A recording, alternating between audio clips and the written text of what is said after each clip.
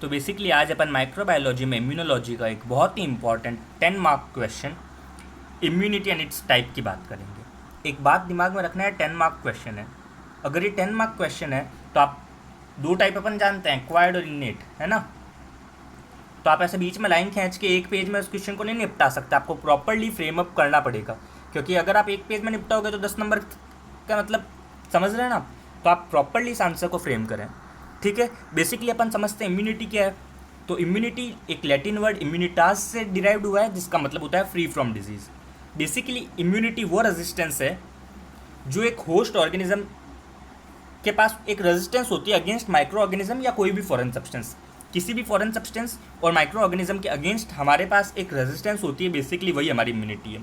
जिसके पास अच्छी रेजिस्टेंस है वह हाईली इम्यून है, जिसके पास कम रेजिस्टेंट है उसके पास कम इम्यूनिटी है। अगर टाइप्स की बात करें तो ब्रॉडली दो टाइप्स की इम्यूनिटी होती है, इनेट या एक्वायर्ड। अपन जानते हैं कि हमारे जेनेटिक कॉज या कॉन्स्टिट्यूशनल मेकअप के कारण, यहाँ पे मैं कॉन्स्टिट्यूशनल मेकअप लिखना था, तो जेनेटिक कॉज या कॉन्स्टिट्यूशनल मेकअप के कारण हर इंडिविजुअल के पास एक इनबॉर्न रेजिस्टेंस होती है, एक इनबॉर्न क्या होती है, इम्यूनिटी होती है। तो inborn resistance against infection that an individual possess right from birth, जन्म के साथ होती है, ड्यू टू किस कारण, इट्स जेनेटिक और कॉन्स्टिट्यूशनल मेकअप। कुछ यूनिक प्रॉपर्टीज़ हैं इस इम्यूनिटी की।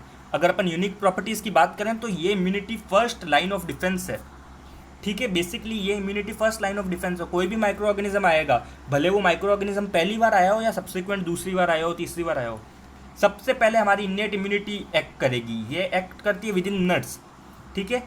कोई पहले का माइक्रोबियल एक्सपोजर की ज़रूरत नहीं है, ठीक है। माइक्रोबियल एक्सपोजर पहले से ज़रूरी नहीं, अगर पहली बार आया है तो भी वो एक्ट करेगी। डाइवर्सिटी बहुत लिमिटेड है, नॉन स्पेसिफिक है।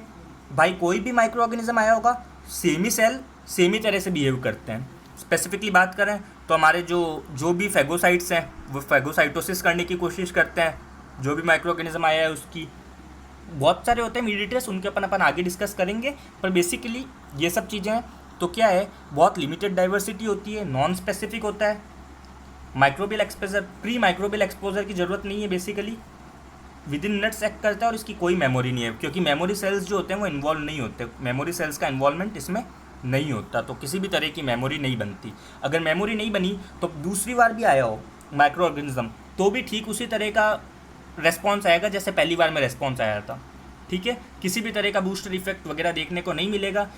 ऑर्गेनिज्म दूसरी बार आया हो, तीसरी बार आया हो या पहली बार आया हो, ठीक सेम ही तरह का रेस्पॉन्स होगा, सेम ही तरह से उस ऑर्गेनिज्म की फेगोसाइटोसिस होगी, सेम ही इंटेंसिटी का रेस्पॉन्स देखने को मिलेगा।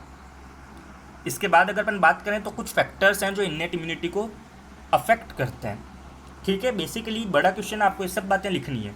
तो क्या क्या फैक्टर्स होते हैं, age of the host, organism की एज क्या है। Extreme age make organism highly susceptible to various kind of infection. हम जानते हैं अगर बहुत छोटा बच्चा इमेच्योर, क्योंकि यंग पीपल में क्या होते हैं, इमेच्योर इम्यून सिस्टम, जबकि ओल्ड पीपल में वेनिंग इम्यूनिटी, है ना। यंग पीपल में इम्यून सिस्टम अच्छा मतलब मैच्योर नहीं हुआ होता है, जबकि ओल्ड पीपल में वो धीमे धीमे ख़त्म हो रहा होता है। उसके कारण चाहे वो छोटा बच्चा हो या बहुत बूढ़े अंकल हो, आंटी हो, वो हाईली ससेप्टेबल है वेरियस इन्फेक्शन से। अगर अपन बात करें कुछ एग्जांपल्स की एज कैसे इफेक्ट करती है, तो कुछ डिजीज़ेज फीटस में भी हो सकती है। जो डिजीज़ेज बेसिकली प्लेसेंटा बैरियर को क्रॉस कर सकते हैं, जैसे HIV, रूबेला, टॉक्सोप्लाज्मा गोनेडाई, ये बेसिकली फीटस में भी हो फीटस में भी होने की इनकी प्रोबेबिलिटी है। जबकि चिकन पॉक्स, मीजल्स, मम्प्स ये बच्चों में ज़्यादा देखने को मिलती है बड़ों के कंपेरिजन में।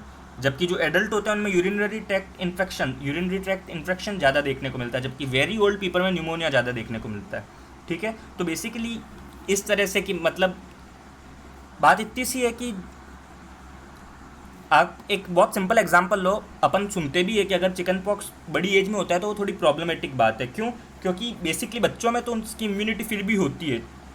बेसिकली चिकन पॉक्स एक बार होने के बाद तो दूसरी बार नहीं होता है, बात तो पता है, ठीक है। बट दूसरी बात ये भी है कि अगर बड़ी एज में जाके चिकन पॉक्स हो रहा है तो थोड़ी ज़्यादा प्रॉब्लमेटिक होती है as compare to young age में, क्योंकि यंग एज में तो फिर भी उसमें इन्नेट इम्यूनिटी एक्टिव है। ओल्ड एज में जाते जाते वो इन्नेट इम्यूनिटी वहाँ पर शायद एक्टिव नहीं रहती हो, इस कारण हो सकता है। तो बेसिकली ये था कि किस तरह से एज इफेक्ट करती है इन्नेट इम्यूनिटी को। दूसरी चीज़ nutritional status of host. Host का न्यूट्रिशनल स्टेटस क्या है। अगर माल न्यूट्रिशन है तो उसमें दोनों ह्यूमरल और सेल मीडिएटेड इम्यूनिटी वीक रहेगी। एग्जाम्पल्स की बात करें तो बेसिकली प्रोटीन कैलोरी माल न्यूट्रिशन, इसमें क्या होता है, न्यूट्रोफिल एक्टिविटी कम होती है जिसके कारण कॉम्प्लीमेंट C3 फैक्टर बी भी कम होता है, इंटरफेरॉन रिस्पॉन्स भी लो होता है। इसके कारण क्या होता है, बेसिकली इम्यूनिटी लो होती है प्रोटीन कैलोरी माल न्यूट्रिशन के पेशेंट्स में। जिन पेशेंट्स में deficiency vitamin A, vitamin C और फॉलिक एसिड की, वो भी पैथोजन को लेकर ससेप्टेबल होते हैं। जबकि इन्नेट इम्यूनिटी हार्मोनल लेवल पे भी इफेक्ट करती है। जैसे अगर अपन बात करें कि प्रेग्नेंट वुमेन वो ज़्यादा ससेप्टेबल होती है टू मैनी इन्फेक्शंस, क्योंकि प्रेग्नेंट वुमेन के हार्मोनल लेवल नॉर्मल वुमेन से अलग होते हैं, उनमें स्टेरॉइड्स बहुत ज़्यादा होता है। डायबिटीज़ मिलेटस एड्रिनल इनसफिशिएंसी, इनके पेशेंट्स भी ज़्यादा ससेप्टेबल है, भले वो स्टाइफोकोकल इन्फेक्शन की बात हो, स्ट्रेप्टोकोकल इन्फेक्शन की बात हो, कैंडाइडियासिस की बात हो। अपन अभी भी जानते हैं जो ब्लैक फंगस चल रहा है उसमें भी डायबिटीज़ के पेशेंट को ज़्यादा, मतलब डायबिटीज़ के लोगों को ज़्यादा हो रहा है वो। तो बेसिकली हार्मोनल लेवल भी इन्नेट इम्यूनिटी को अफेक्ट करते हैं। इसके बाद इन्नेट इम्यूनिटी कुछ टाइप की होती है। क्या होती है, इंडिविजुअल, रेशियल, स्पीशीज़। सबसे पहले स्पीशी की बात करते हैं। इसका बेसिकली रीज़न नहीं नोन कि क्यों कोई स्पीशी टोटली इम्यूनाइज्ड है किसी भी माइक्रो ऑर्गेनिज्म के लिए, जिसका एग्जांपल है कॉर्निबैक्टीरियम डिप्थेरी।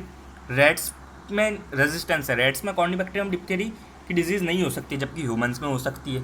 बहुत सिंपल सी बात, बहुत सिंपल एग्जांपल, और कुछ याद रह नहीं रहे तो ह्यूमंस में पेड़ पौधों की कीड़े थोड़ी लग सकते हैं। जो पेड़ पौधों के कीड़े हैं जो फसलों को बर्बाद कर देते हैं, ह्यूमंस उनसे रेजिस्टेंस है जबकि पेड़ पौधे उससे रेजिस्टेंट नहीं है। अगर अपन रेशियल की बात करें तो बेसिकली मैं यहाँ पर रेशियल का एग्जांपल तो नहीं लिया मैंने, बट ठीक उसी से मिलता जुलता एग्जांपल है कि जिन लोगों में सिकल सेल एनीमिया है या ग्लूकोज 6 फॉस्फेट डीहाइड्रोजनेज की कमी है, सॉरी ग्लूकोज 6 फॉस्फेटेज की कमी है, ठीक है, तो वो लोग मलेरिया से रेजिस्टेंस होते हैं। बेसिकली सिकल सेल एनीमिया की हाफ लाइफ छोटी होती है जिसके कारण जो मलेरिया प्रोटोजोआ है वो प्रॉपर अपनी साइकिल नहीं कर पाता है, ठीक है। सेम ग्लूकोज 6 फॉस्फेटेज वो भी रेजिस्टेंस प्रोवाइड करता है मलेरिया को। अगर अपन इंडिविजुअल की बात करें तो ये जेनेटिकली डिटरमाइंड है।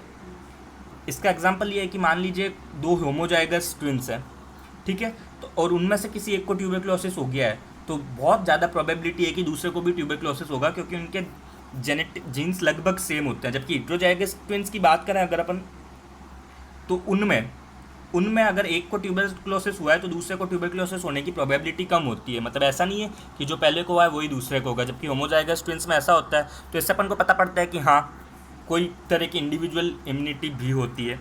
इसके बाद अगर अपन बात करें एक्वायर्ड इम्यूनिटी, तो अपन ने पहली वाली इम्यूनिटी पूरी कर ली है जो कौन सी इम्यूनिटी थी, इन्नेट इम्यूनिटी। अब एक्वायर्ड इम्यूनिटी वो है जो अपन अपने during course of our life अपन जो रेजिस्टेंस एक्वायर्ड करते हैं, बेसिकली कुछ इन्फेक्टिव फॉरेन सब्सटेंस से अपन कुछ ना कुछ किसी न तरीका रेजिस्टेंस, किसी न किसी तरह की इम्यूनिटी एक्वायर्ड करते हैं, उसी को अपन बोलते हैं एक्वायर्ड इम्यूनिटी। इसकी क्या यूनिक प्रॉपर्टीज़ है, ये स्लो होती है, मतलब ये रेस्पॉन्स करती है, इसका रेस्पॉन्स कुछ दिनों में होता है, जबकि वो कैसी थी, वो विद इन मिनट्स एक्ट कर रही थी।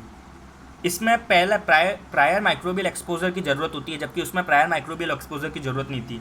ये हाईली स्पेसिफिक है जबकि वो नॉन स्पेसिफिक थी। इसमें मेमोरी सेल्स प्रेजेंट होते हैं, एक ग्रुप ऑफ सेल्स, मतलब टी लिम्फोसाइट और बी लिम्फोसाइट के एक ग्रुप ऑफ सेल का काम यही होता है कि वो मेमोरी सेल की तरह बिहेव करें, जबकि उसमें कोई भी तरह का मेमोरी सेल नहीं था। इसकी डाइवर्सिटी वाइड होती है जबकि उसकी डाइवर्सिटी इतनी वाइड नहीं थी।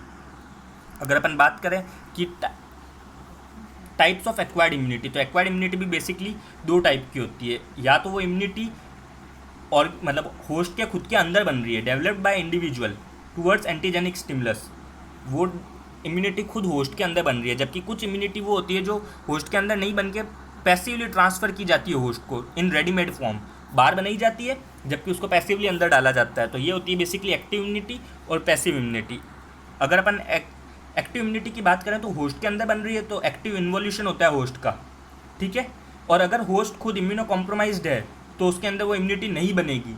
जबकि पैसिव इम्यूनिटी, क्योंकि होस्ट का उसका कोई रोल ही नहीं है, होस्ट के अंदर तो अपन बाहर से रेडीमेड डाल रहे हैं, ठीक है, तो उसमें कोई भी होस्ट का एक्टिव पार्टिसिपेशन, होस्ट के इम्यून सिस्टम का एक्टिव पार्टिसिपेशन नहीं होता। सिमिलरली अगर अपन बात करें तो इम्यूनो डेफिशिएंस ऑर्गेनिजम्स में भी ये इफेक्टिव है, बेसिकली इन्हीं में ये इफेक्टिव होता है और इन्हीं में ये यूज़ लिए जाते हैं।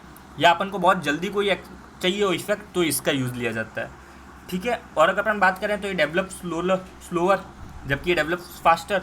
इसमें लेग टाइम होता है, लेग पीरियड होता है, जबकि इसमें किसी भी तरह का लेग पीरियड नहीं होता, इसलिए ये फास्टर होती है। अपन रेडीमेड बेसिकली अंदर डाल रहे हैं, जबकि इसमें सेल्स अंदर बन रहे हैं, टाइम लगेगा। इसमें मेमोरी प्रेजेंट होती है क्योंकि खुद का होस्ट के सेल, मतलब होस्ट खुद एक्टिवली पार्टिसिपेट कर रहा है, तो उसके अंदर कुछ सेल्स ऐसे बनते हैं जो मेमोरी सेल्स की तरह बिहेव करे, जबकि इसमें कोई भी किसी भी तरह की इम्यूनोलॉजिकल मेमोरी प्रेजेंट नहीं होती। इसमें बूस्टर इफेक्ट देखने को मिलता है, जबकि इसमें अगर आप एक बार से दूसरी बार डालते हो तो इम्यूनोलॉजिकल क्लियरेंस होता है, तो बूस्टर इफेक्ट भी नहीं है, और दूसरी वाली इफेक्ट बेसिकली लेस इफेक्टिव होती है, जबकि इसमें जो दूसरा जो भी एक्सपोजर होता है वो सेकंड मोर इफेक्टिव होता है, क्योंकि इसमें बूस्टर इफेक्ट देखने को मिलता है, जबकि पैसिव में किसी भी तरह का बूस्टर इफेक्ट नहीं देखने को मिलता, वहाँ पे इम्यूनोलॉजिकल क्लियरेंस देखने को मिलती है। एक्टिव जो होती है वो बेसिकली ज़्यादा ड्यूरेबल होती है और ज़्यादा इफेक्टिव होती है एज़ कम्पेयर टू पैसिव। अगर अपन एग्जाम्पल्स की बात करें तो एक्टिव एक्वायर्ड इम्यूनिटी के एग्जाम्पल्स में अगर नेचुरल की बात करें तो अगर अपन खुद किसी भी तरह का एक्सपोजर करवा देते हैं माइक्रोबियल इन्फेक्शन का, जैसे मीजल्स वायरस का इन्फेक्शन हो गया, तो वो हो गया एक्टिव, बॉडी खुद बना रही है उसके खिलाफ इम्यूनिटी, जबकि वो भी नेचुरली क्योंकि इन्फेक्शन हुआ है। जबकि अगर अपन वही मीजल्स का वैक्सीनेशन करवाते हैं, ठीक है, तो उसमें अपन रेडीमेड इम्यूनिटी, मतलब रेडीमेड डाल रहे हैं, मतलब readymade in that sense vaccine तो डाल रहे हैं अपन, मतलब वो आप एक बात समझो, आप क्या डाल रहे हैं इसके अंदर, तो आप बेसिकली इसके अंदर या तो लाइव या डेड, किल्ड या बैक्टीरियल प्रोडक्ट्स डालते हैं, ठीक है, जिसके खिलाफ हमारी बॉडी खुद इम्यूनिटी बनाती है। इनके खिलाफ हमारी बॉडी खुद इम्यूनिटी बना रही है, तो बेसिकली बना तो हमारी बॉडी खुद रही है पर वो आर्टिफिशियल तौर पे बना रही है। जबकि अगर पैसिव की बात करें तो इसमें बनी बनाई चीज़ें डाली जाती है, अब वो नेचुरली भी डल सकती है, जैसे इम्यूनोग्लोबिन जी, इम्यूनोग्लोबिन कोलेस्ट्रम में ये होता है, जबकि जी जो प्लेसेंटा क्रॉस कर सकती है। अगर अपन बहुत कॉमन बात करें तो जैसे टिटनेस टॉक्सोइड होता है ना, तो अपन को अगर बच्चे को टिटनेस से बचाना है तो अपन माँ को लास्ट ट्राइमेस्टर में क्या देते हैं, टिटनेस टॉक्सोइड देते हैं, ठीक है। उससे क्या होता है, बहुत मैसिव इम्यूनिटीज़ बनती है और वो बेसिकली इम्यूनोग्लोबिन जी बनता है, वो प्लेसेंटा क्रॉस करके बच्चे को इम्यूनिटी प्रोवाइड कर देता है, ठीक है। तो क्या एग्जांपल है, टिटनेस टॉक्सोइड दिया जाता है माँ को लास्ट ट्राइमेस्टर में। आर्टिफिशियल की बात करें तो रेबीज इम्यूनोग्लोबिन, जो कमर्शियली प्रिपेयर्ड इम्यूनोग्लोबिन है, बनी बनाई डाल देते हैं, एंटी सीरा।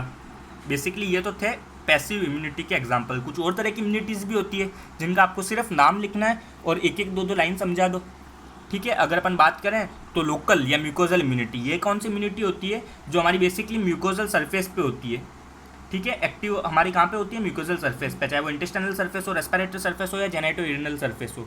मीडिएटर्स कौन से होते हैं इसके, तो इम्यूनोग्लोबिन ए सिक्रेटरी इम्यूनोग्लोबिन ए के मीडिएटर्स होते हैं। अब ये बेसिकली या तो नेचुरल इन्फेक्शन से इंड्यूस होती है या फिर लाइव वैक्सीन से इंड्यूस होती है, कभी भी ये किल्ड वैक्सीन से इंड्यूस नहीं होगी। ये बात बहुत इंपॉर्टेंट है कि अगर आप लोकल इम्यूनिटी की बात कर रहे हो तो वो कैसे इंड्यूस होगी, तो लाइव वैक्सीन से इंड्यूस होगी। अगर अपन बहुत कॉमन एग्जांपल की बात करें तो oral polio vaccine, OPV, intestinal mucosa में क्या होता है, OPV अपन जब देते हैं ना तो इंटेस्टाइनल म्यूकोसा पे एक लोकल इम्यूनिटी बन जाती है। जबकि अगर अपन IPV देंगे तो IPV basically injectable polio vaccine होती है, इसमें अपन किल्ड पोलियो वायरस डालते हैं, तो इसमें किसी भी तरह की लोकल इम्यूनिटी नहीं बनती क्योंकि लाइव वैक्सीन होना ज़रूरी है। IPV में किसी भी तरह की लोकल इम्यूनिटी नहीं बनती, जबकि OPV में लोकल इम्यूनिटी बनती है। बहुत इंपॉर्टेंट बात है, आपको पता होनी चाहिए। इसके बाद अगर अपन बात करें हर्ड इम्यूनिटी की, मतलब पूरी की पूरी कम्युनिटी को अपन साथ में इम्यूनाइजेशन कर रहे हैं, ये किस काम आती है, तो ये एपिडेमिक को प्रिवेंट करती है। क्या क्या फैक्टर्स इन्फ्लुएंस करते हैं, तो भाई कितने केसेस हैं उस हर्ड में, या फिर क्या किस रेट से हमारा इम्यूनाइजेशन प्रोग्राम चल रहा है, किस तरह की पॉपुलेशन है और किस तरह का पैथोजन है। अगर अपन एग्जांपल्स की बात करें तो MMR, measles, mumps, rubella virus है ना, इनका जो वैक्सीनेशन है, oral polio vaccine, small pox vaccine, basically ये सब हमारे हर्ड इम्यूनिटी में आते हैं।